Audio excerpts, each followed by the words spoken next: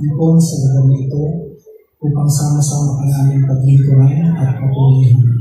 Minsan tayo pagpalain niyo po ang mga salita mo na aming pong pagsasabihin. I-prepare niyo po ang aming puso. Linisin ang aming buong pagkatao, ang aming isipan, ang buong puso namin, Panginoon, ay saliksikin ng Espiritong Banal. At ano po ang mga bagay na nagiging hadlang upang malaya kang makakilos sa amin ay hawiin niyo in the mighty name of Jesus. Ipalain niyo po ang salita mo naway maghatid ito sa aming inspiration, kaliwanagan, Panginoon, sa gabi ito. Any forms of evil, hindi po namin pinapayagan. In the mighty name of Jesus, ano mga pagnanakaw ng kaaway upang maunawaan namin ng iyong salita. Hayaan mo ang Espiritong Banal ang siyang malayang kumilos sa amin sa gabi ito. Sa iyo po ang lahat ng kapurihan at masasalamat sa pangalan ni Jesus, sa ngalan ng Ama, ng Anak at ng Espiritu Santo. Amen. Kung kayo ay may dalang Bible, mga kapatid, kayo po yung aming inaniyahan na ito po yung buksan sa Aklat ng mga Gawa, Kabanatang 8. Talatan siya hanggang sa mga sila na talata. Acts chapter 8 verse 9 up to the following verses. Doon ay may isang lalaki ang pangalan ay Simon. Noong una, pinapahanga niya ang mga Samaritano sa pamamagitan ng salamangka. Ipinagmamalaki niya na siya isang dakilang tao at pinapakinggan naman siya ng lahat. Mula sa pinakamababa hanggang sa pinakamataas sa lipunan. Ang lalaking ito ang kapangyarihan ng Diyos na tinatawag ng dakila, sabi nila. Mahabang panahon din silang pinahangan niya sa pamamagitan ng kanyang mga salamangka, kaya siya'y patuloy na pinapakinggan nila. Ngunit, nang sumampalataya sila, nang ipangaral ni Felipe ang magandang balita tungkol sa kaharian ng Diyos at tungkol kay Jesucristo, ay pabautismo ang mga lalaki at babae. At si Simon ay sinumpalataya rin at ang pabautismohan ay patuloy siyang sumama kay Felipe. Humanga si Simon nang makita niya ang mga himala. Ang mga palitaan ng mga apostol sa Jerusalem na tinanggap ng mga Samaritano ang salita ng Diyos, isinubo nila roon sina Pedro at Juan. Pagdating doon, ikinanalangin ng dalawang apostol ang mga Samaritano upang sila tumanggap din ng Espiritu Santo, sapagkat hindi pa ito bumababa kanino man sa kanila. Sila'y nabautismohan pa lamang sa pangalan ng Panginoong Jesus. Ipinatong ni Pedro at Juan ang kanilang kamay sa mga Samaritano at tumanggap ang mga ito ng Espiritu Santo. Nakita ni Simon ang Espiritu ay ipinagkakaroon sa pamamagitan ng pagpapatong ng kamay ng mga apostol. Kaya inanok niya ng salapit sina Pedro at Juan. Bigyan din niyo ako ng kapangyarihan ito upang ang sino mang patungan ko ng aking kamay ay tumanggap ng Espiritu Santo sa amin. Sinagot siya ni Pedro, naway mapahama ka kasama ng iyong salapi sapagkat inakala mong mabibili ng salapi ang kaloob ng Diyos. Wala kang bahagi, di karapatan sa bagay na ito sapagkat di tama ang iyong puso sa kanila ng Diyos. Pagsisihan mo kasamaan ng lito't manalangin ka sa Panginoon na naway patawarin ka niya sa iyong hangarin dahil nakikita kong puno ka ng inggit at bilanggo ng kasalanan. Sumagot si Simon, idalangin niyo ako sa Panginoon para hindi ko sakitin ang alinman sa mga sinabi niyo. Pagkatapos magpatotoo at mangaral ng salita ng Panginoon, bumalik sa Jerusalem sila Pedro at Juan at ipinangaral nila ang magandang balita tungkol kay Kristo sa maraming nayon ng Samaria na kanilang dinaanan. Mga minamahal kong magulang at kapatid, ito po ang mga salita ng Diyos. Sige po, palakpakan po natin ang pagkakasalita ng Diyos. At pwede na po kayo magsiupo, mga kapatid. Magandang gabi po sa inyong lahat. Magandang gabi rin po. Ang reading po na ibinahagi ko sa inyo ngayong gabi ay kinuha ko po sa Acts chapter 8. Ito po kasi yung magiging first reading sa darating po na Sunday Gospel. Kasi po ang ating pong magiging pagbasa para po sa darating na linggo ay sa John 14, Ito po ay tungkol sa pangako ng Panginoon ng pagdating ng banal na Espiritu. Now, dito po mga kapatid, makikita natin ang isang lalaki na nagngangalang Simon Magus o Simon Magus mga kapatid. Dito, kumana siya sa kilos ng banal na Espiritu. At akala niya, pwede itong masuhulan o pwede itong bilihin. Si Simon Magus ay kilala pong sorcerer or isang magician sa kanila pong lugar. Pero alam niyo, sa panahon ng Bible, ang sorcery or magic, mga kapatid, ay hindi po simpleng magic tricks. Kasi sa time natin ngayon ay may mga, ano na yan eh, may mga daya, diba? May panglalansi. Pero sa panahon po ng Bible, ang sorcery or black magic, mga kapatid, ay may kasama pong occult practices. So, ibig sabihin, involved po yung evil spirit, mga kapatid. Gumagamit sila ng mga charms, nag-i-invoke sila, nag-aanyaya sila ng spirits, mga kapatid, at gumagamit din sila ng astrology. Pag sinabing astrology, ito yung sa mga zodiac signs. Yung bumabasa sila ng galaw ng mga bituin, at gumagamit sila ng tinatawag na supernatural manipulation through the deceiving spirits, mga mapanlin lang ng mga espiritu. Kasi po, ang mga ancient people, naniniwala sila na ang mga kagaya po ni Simon Magus ay mayroong connection sa spirit world. Kumbaga, nakakapag-usap sila sa mga patay, nakikipag-communicate sila sa mga bagay na hindi nakikita ng ordinaryong mga tao. Amen? Now, pagdating po sa Greco-Roman world and also sa Egyptian na paniniwala ng mga kapatid, gumagamit sila ng mga tinatawag na magical arts. Yung mga nakikita sa mga drawing, sa mga pader ng Egypt, mga kapatid. Kumukonsulta sila sa mga kagaya ni Simon kasi naniniwala sila na meron itong kakayanang makapagpagaling. Amen? Meron silang kakayanan na sumumpa. I-curse. Kung meron kang kaaway, ipapa-curse mo. Naniniwala sila na ang kagaya ni Simon ay isang sorcerer ay pwede mag-provide ng protection. Kaya di ba yung iba nagsusuot ng bala? Amen? Nagsusuot ng pangil, ng paping, ewan kung paano nila nakuha yun. At kung ano-ano pa. And then, nakakapag-predict din sila ng mangyayari sa hinaharap. At meron sila tinatawag noon na magic papyri. Magic papyri. Ito yung mga sulat na mayroong spell. Spell, hindi spelling ha. Ibig ko sabihin, mayroong bulong, mayroong dasal, mga kapatid. At involved po doon yung mga chants, yung mga salita, mga language na hindi naman natin talaga naiintindihan. So bakit po patok ang mga sorcerers noon, mga mangkukulang, mga magician, mga kapatid? Dahil ang pinaka-common reason, takot sila sa evil spirit. Takot sila sa evil spirit at gusto nilang magkaroon ng control against sa ganitong mga bagay. Naghahanap sila sa madaling sabi ng supernatural help. Kaya sa panahon natin ngayon, may mga nagsisik sa albularyo, naghahanap sa mga magtatawas, sa mga manggagamot, mga kapatid na tinatawag.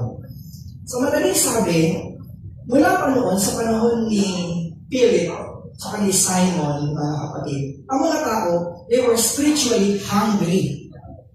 Mayroon silang kauhawang spiritual, but they were spiritually deceived. Amen? Yung kanilang kamangmangan, pagdating sa Diyos, ay namamanipulate at natitake yung opportunity na yun ng kaaway. Nagideceive sila, mga kapatid. Now, ano ba sinasabi ng Bible when it comes to sorcery? Sabi po ng Deuteronomy 18:12, kapag kayo ay naroon sulpa at nabibigay sa inyo ni Yahweh, huwag kayong gagaya sa mga kasukulang-sukulang na gawain ng mga tao doon. Sino man sa inyo ay huwag magsusunod ng kanyang anak bilang handog. Huwag kayong manghuhula. Huwag gagawin ang ginagawa ng mga mangkukulam, mananawas at ang mga sumasangguni sa espiritu ng mga namatay. Sino mang gumawa ng aliman sa mga ito ay kasusuklaman ni Yahweh. So bakit po mga kapatid, kino-forbid ng Diyos yung pakikipag-communicate sa mga espiritista at sa mga kaluluwa ng mga namatay, mga kapatid? Kasi ang sorcery, ina-access mo yung spiritual world, spiritual power apart from God. Nasa halip sa Diyos ka, kumonekta na may-ari ng universe, creator of this universe, ang kinakausap mo mga bituin, ang kinakausap mo ay mga chants and symbols, ang kinakausap mo ngayon ay espiritu ng mga namatay at hindi mo kilala. Amen? So, ito ay counterfeit spirituality, mga kapatid. At kinoconsider ito ng Diyos bilang rebellion laban sa Kanya. Na sa halip ako ang inyong hanapin kung sino-sino ang mga kaluluwa, espiritu ang inyong kinakausap. So, para siyang dependence on hidden powers, instead sa Lord ka magtitiwala. Kaya, pagdating mo ng gospel, nung ipinangaral ni Philip yung mabuting balita tungkol kay Jesus, mga kapatid, nagkaroon ng labanan. Nagkaroon ng confrontation between the power of darkness sa pamamagitan ng pag-magic nitong si Simon against the power of the Holy Spirit. Amen? Amen. So sabi po doon sa verse 10, kung paano nilalarawan si Simon Magus, mga kapatid. Sabi ng verse 10, this man is the divine power known as the great power. Bakit po? Si Simon kasi ay isang magaling na manipulator. Mayroong taglay na demonic influence.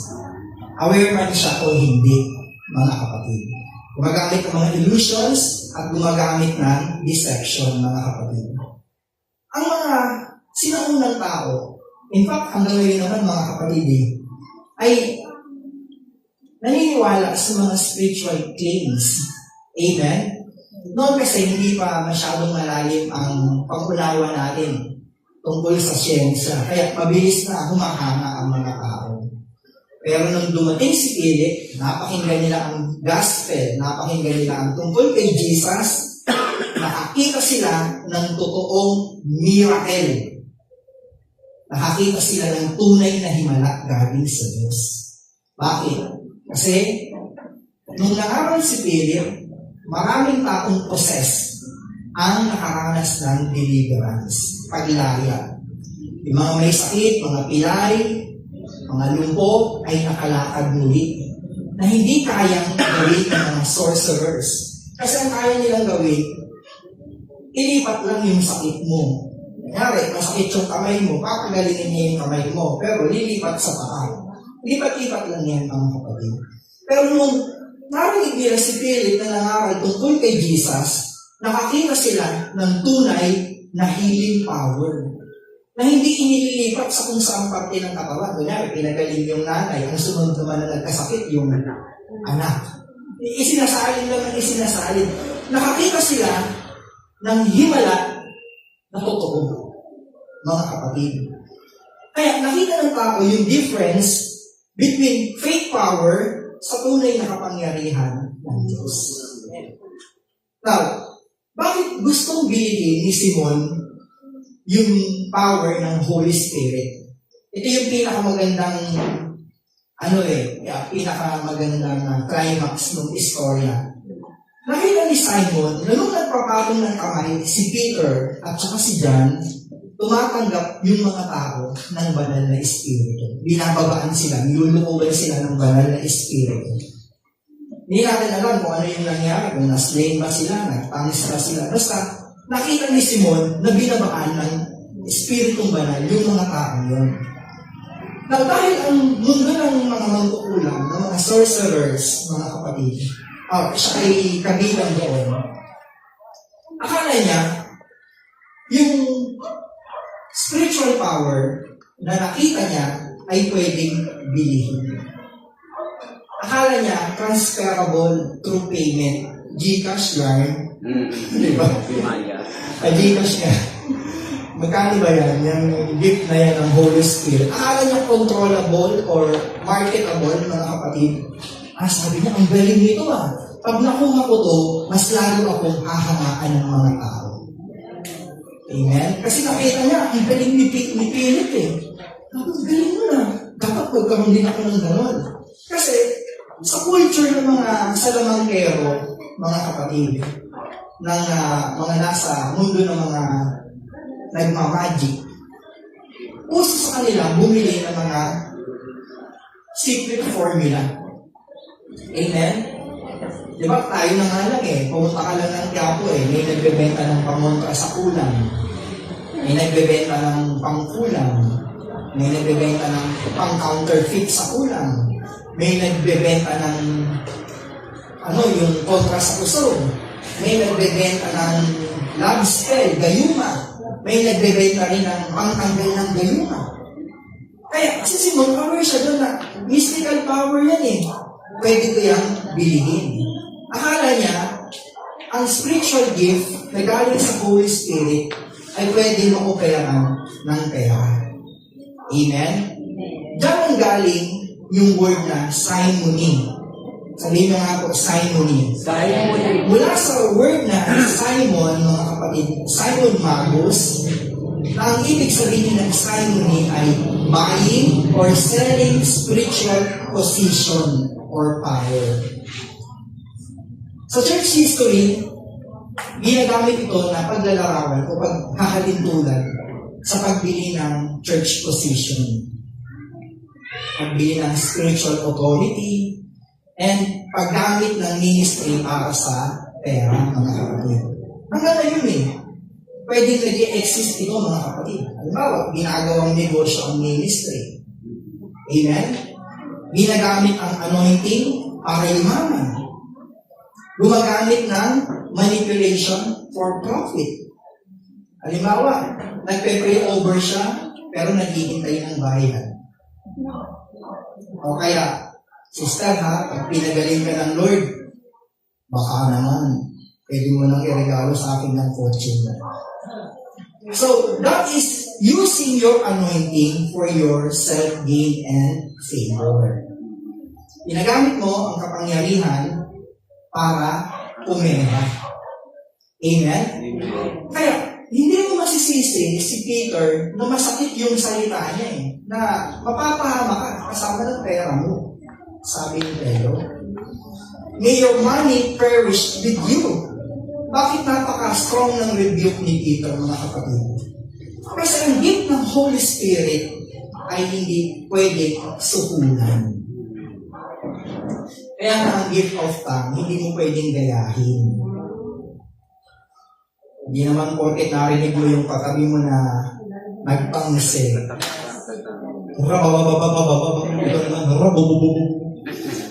Hindi kasi yan kusang ibibigay sa'yo ng Panginoon yan kung para sa'yo talaga. Hindi mo siya kailangang gayahin. Ibinibigay ito ng Diyos kung para sa'yo. Amen, mga kapatid? Amen. So hindi siya commodity, hindi siya kagaya ng product, ng business, ng magic formula, mga kapatid. Ang Holy Spirit ay dumarating, tinatanggap natin through repentance. Amen.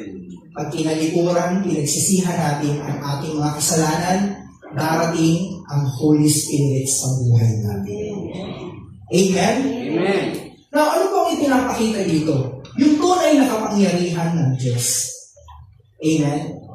Hindi porket nakakita ka ng supernatural thing, galing agad kay Lord. Kailangan bantayan, suriin mong maigi. Amen? And another thing na ipinapakita ng binasa natin, na ang mabuting balita, kayang i-defeat ang spiritual deception. Na mas makapangyarihan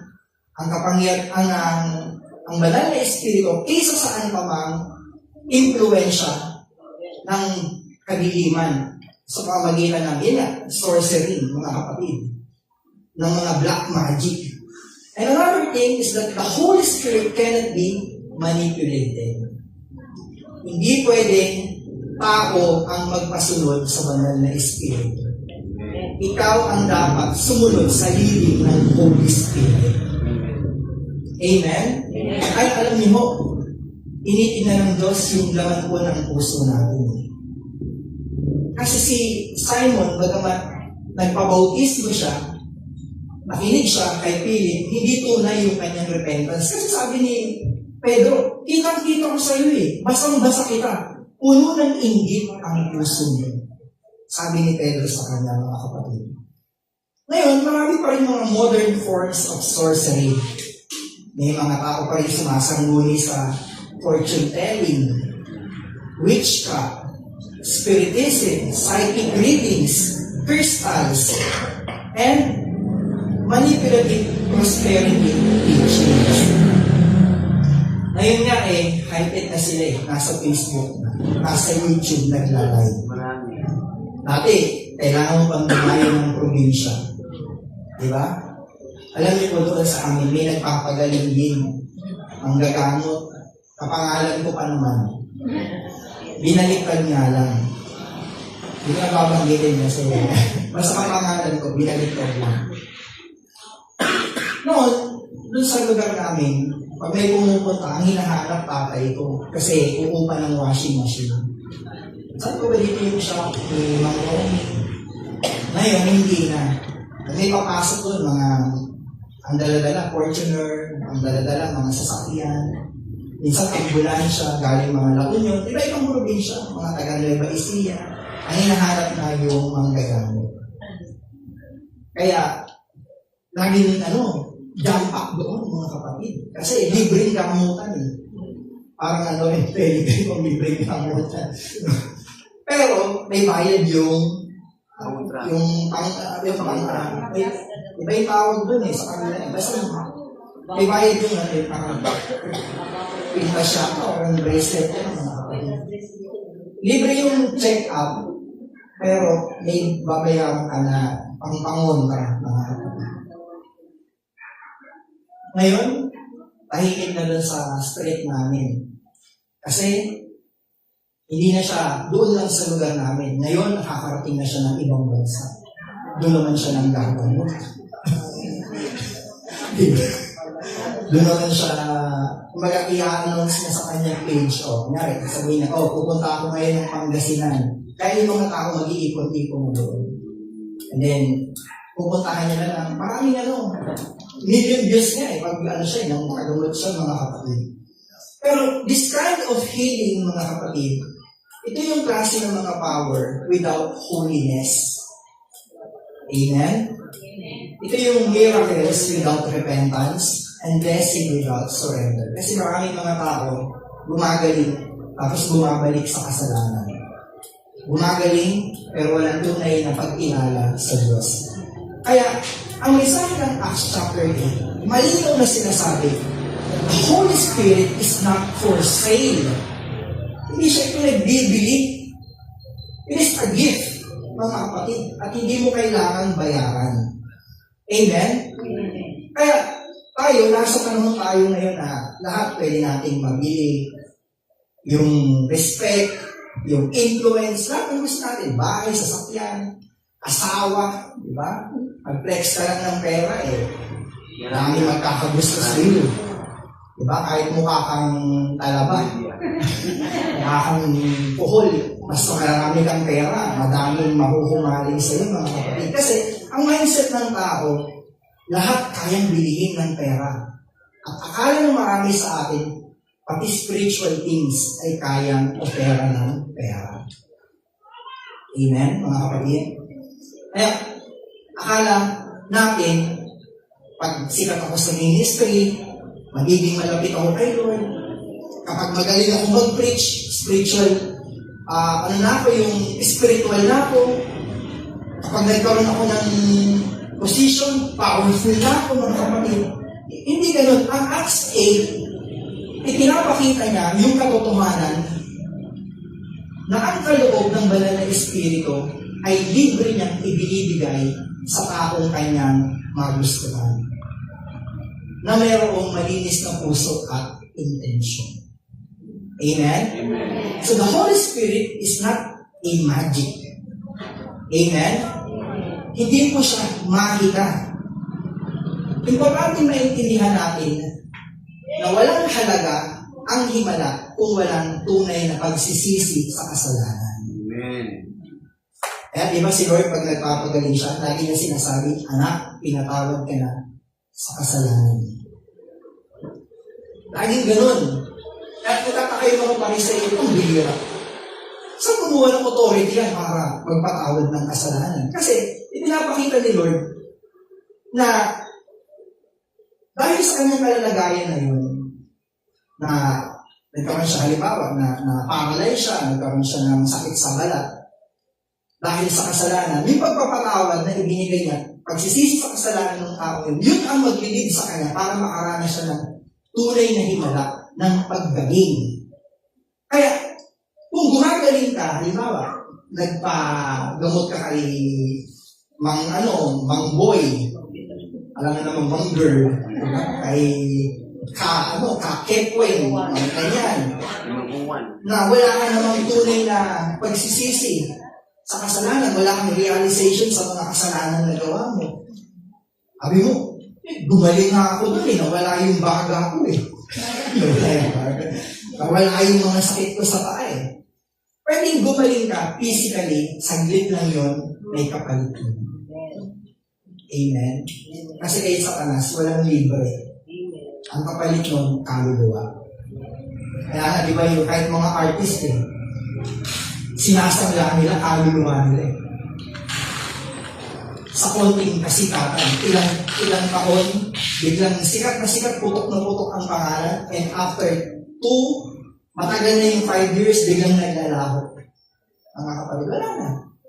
Nakaisipan na yung kanilang kaluluwa. Amen? Amen. Importante, maintindihan natin na walang value ang ministry kung wala tayong tunay na relationship kay Lord.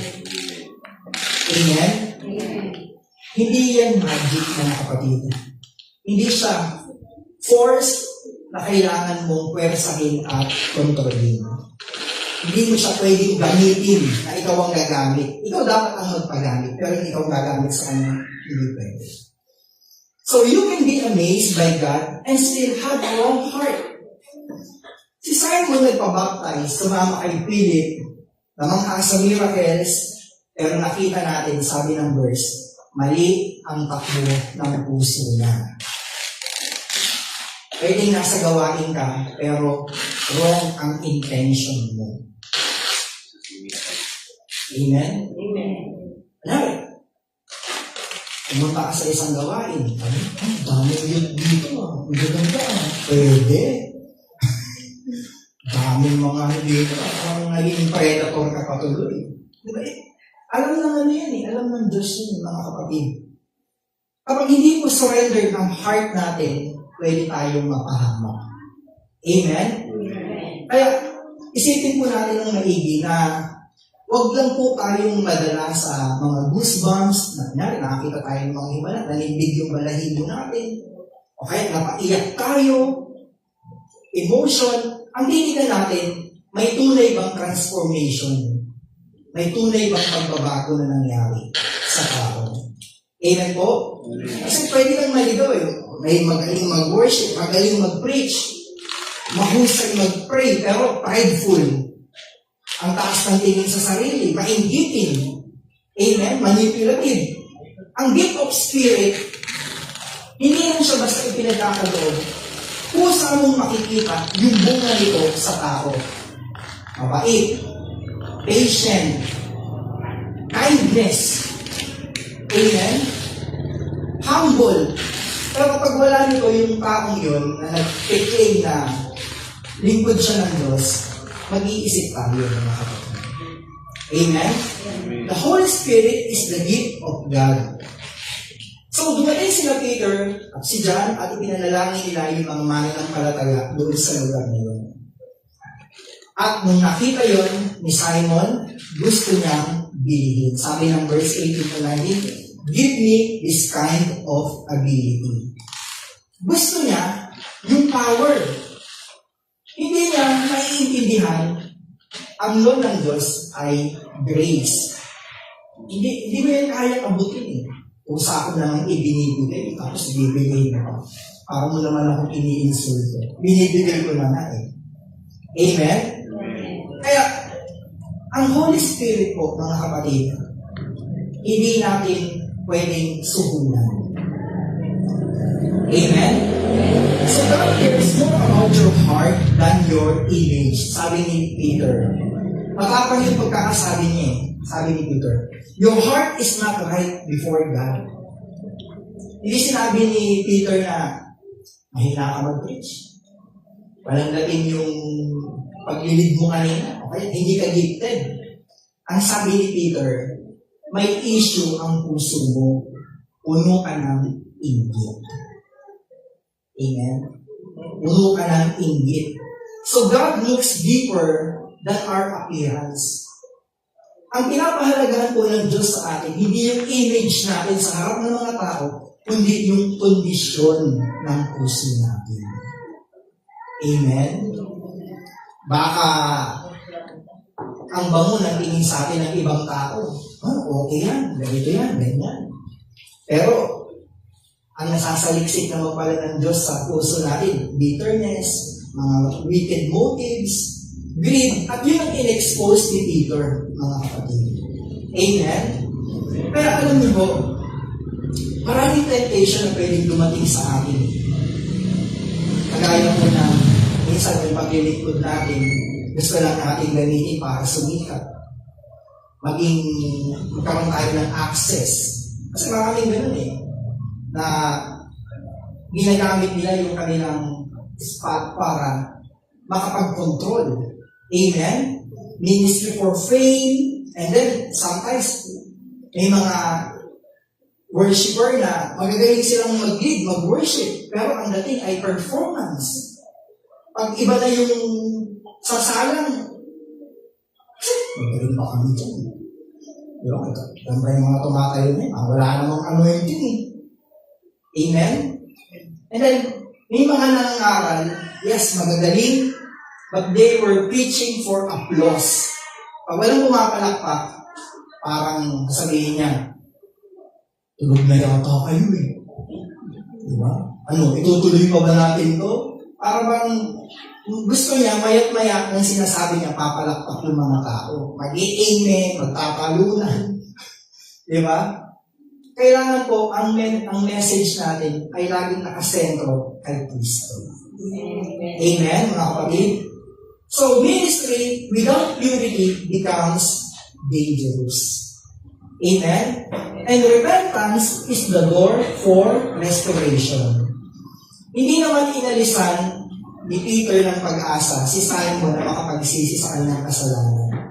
Sabi ni Peter, idalangin mo, humingi ka ng tawad sa Diyos dyan sa kasalanan mo upang hindi ka tuluyang mapahamak. Ang Holy Spirit, kinoconvict tayo, mga kapatid. Kinoconvict tayo. At minsan, may mga pagkakataon na sa pagdalo natin, akala natin, sabi natin, pabihirang preacher yun, no? Pinersonal ako. Paano kung hindi ka naman kailangan ng preacher? Di ba? May nangyari ganun sa akin sa Pating Morong. Yung lahat ng sinabi ko, akala niya, may nagkwento sa akin na alam ko yung buhay niya. Pati yung mga in-example ko. Pero nung pinumprontan niya ako, nagulat ako eh. Sabi ko, sis, hindi nga kita kilala eh. Bakit parang tamang-tama yung lahat ng sinabi mo? Sabi ko, ayaw mo nun? Saktong-sakto lahat ng mensahe. Sok na sok sa iyo, mga kapatid. Amen? So, ang Holy Spirit, tinatawag tayo, kinoconvict tayo, hindi para wasakin, i-destroy tayo, kundi para i-restore tayo. Hindi na niya tinawag para mapahamak. Tinawag ka niya para mabuo at mailigtas. Amen, mga kapatid? So, ngayon mga kapatid, isipin natin, Lord, nandito ba ako sa paglilingkod para maging bantog, makilala, maging powerful, o nandito ako kasi gusto kong magamit mo ang buhay ko? Alam niyo po noon, gusto kong humayo sa iba't ibang lugar. Kasi gusto kong makilala. Ganun yung ano ko, parang kilala niyo si Brother Mark. Parang ganun. Kaya noon, pag may mga assembly, lakad ako ng lakad. Kasi nakikita ko yung mga kasama ko. Kilala sila ng mga worker, pinanamunan sila. Ako hindi eh. Kaya nagpapansin na rin ako, lakad na rin ako ng lakad. Naalala ko sa ano yun, sa Marikina Complex dati, nung dumalo si Brother Mike. Malakas kasi si Brother Mike noon. Tapos may sumila sa akin na isang choir yata. Brother, lakad ka naman ng lakad. Parang nakaka-istorbo na pala ako, nakaka-distract na ako. Saan ko pupunta? Hindi ko masabi na wala lang, nagpapapansin na. Hindi ko masabi gano'n. Tapos naisip ko, bakit nga ako lakad ng lakad? Wala naman ako pupuntahan. Bakit naghahanap ako ng pansin ng ibang tao? Eh, hindi naman ako gano'n. Kasi, ako, introvert talaga ako. Ano sa mga tao medyo aloof, medyo maano ako sa mga tao. Hindi kagaya ng iba na yung sumasalo talaga. Madalas nyo mapapansin, nasa gilid lang talaga. Yun talaga yung personality. Kaya minsan nga, pag may kumakausap sa akin, na sasabihin, Brad, pag-pray ko naman ako. Siyempre, pag-pray over ko. Tapos, minsan pala, sumbong na, aabutin na kami ng 30 minutes. Ano na ako nun? Groggy na ako nun. Parang nag-drain na ako. Kasi nga, yung personality ko hindi para sa yung pangmatagalan na anak. Tapos naisip ko sa sarili ko, bakit nga ba ako naglilingkod para makilala? Kaya simula nun, nanahimik ako sa isang tabi.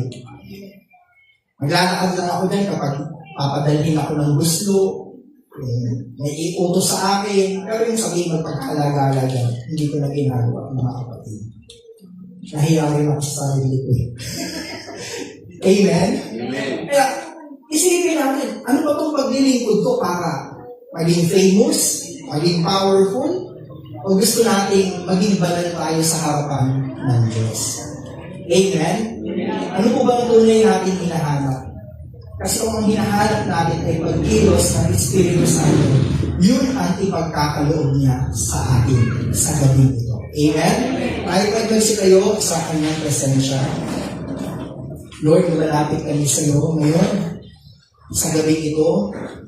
Taglay ang kapangyarihan ng aming Panginoon. Inikilala namin na ikaw ang tunay na Diyos at walang ibang may kapangyarihan na maihahambing sa iyo, Panginoon. Hallelujah.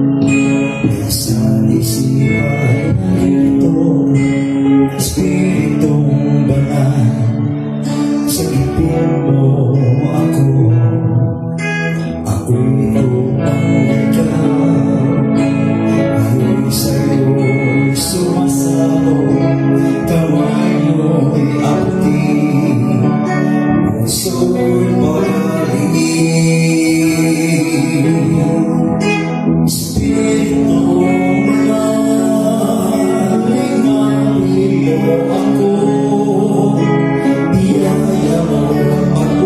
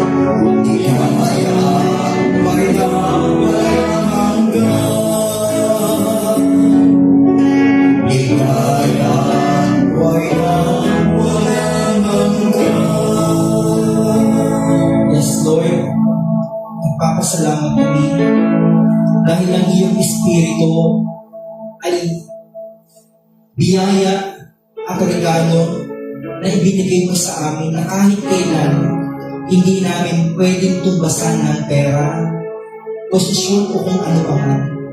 Lord, sa gabi ito, tulungan niyo kami na tanggihan ang lahat ng alok ng kaliliman sa aming buhay. Sa pangalan ng aming Panginoon ay winawasak namin ang anumang spirit of deception, spirit of pride, spirit of manipulation, spirit of greed and control. Lahat ng ito, Panginoon, ay counterfeit ng iyong grace, Panginoon, at hindi ito galing sa iyo.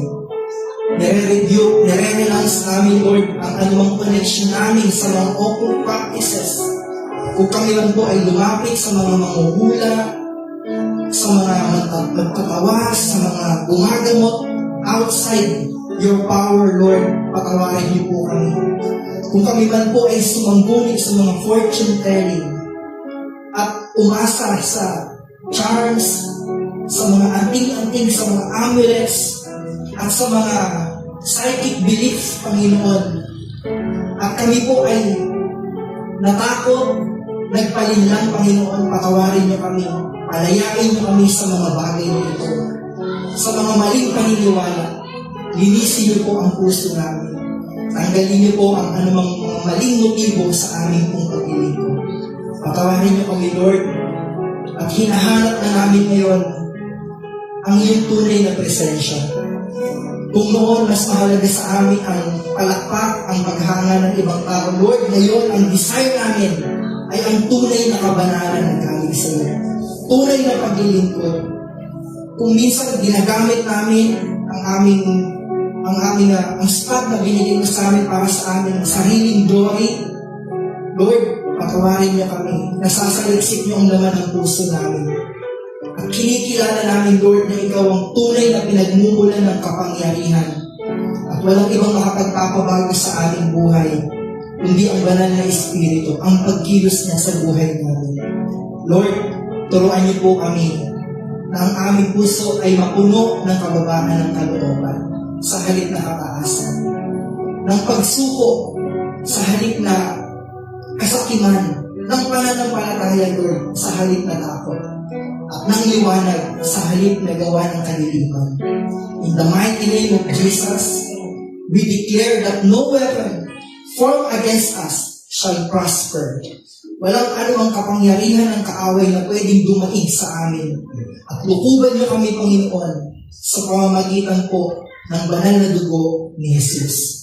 Proteksyonan niyo rin po ang aming pamilya, ang aming ministry, ang gawain nito na ipinahiram niyo sa amin. And we proclaim freedom for every spiritual bondage. Kung matagal na kaming naniwala sa mga bagay na hindi ayon sa iyong kalooban, palayain niyo kami, Panginoon. And we proclaim victory in every attack of the enemy. Ang mga atake sa pamilya namin, sa aming business, Panginoon, gayon din po sa aming paglilingkod, ay inaayos na namin ang kapangyarihan sa pangalan ni Jesus. Lord, turuan niyo kaming mamuhay ng ayon sa iyong kabanalan. At bigyan niyo po kami ng discernment palagi sa pagkilos ng banal na Espiritu sa aming mga buhay. At sa aming pag-uwi, ano man po ang aming mga kahilingan, lalo na po sa kapatid namin, Sister Julie, dalangin namin ang iyong mapagpalat o paghibalang kamay. Abuti nawa siya, Panginoon, at padaluyin ang kagalingan mula ulo hanggang talampakan sa pangalan ni Jesus. At anuman po, Panginoon, ang mga kahilingan ng bawat isa sa amin sa gabi ito, inaangkin namin na kami po ay uuwi na answered prayer na. Answered prayer na. Sa pangalan ni Jesus, sa ngalan ng Ama, ng Anak, at ng Espiritu Santo. Amen. Pagpalain po tayong lahat ni Yahweh El Shaddai. Let's give thanks to the Lord.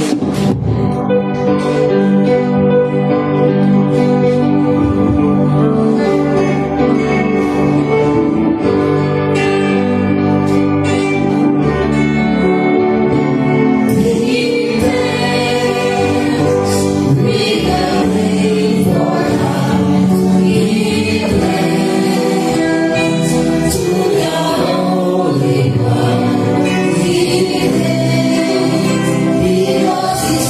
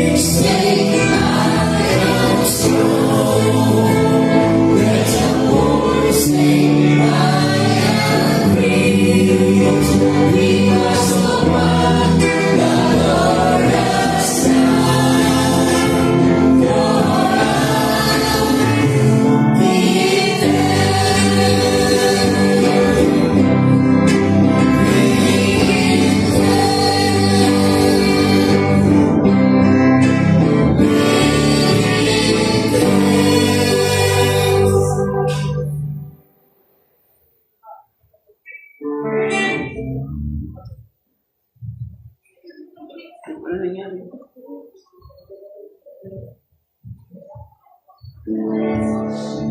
Tayo po ang magkaroon ng mga patay. Ito po ay walang stabilidad. Galing po sa ating mga pusila.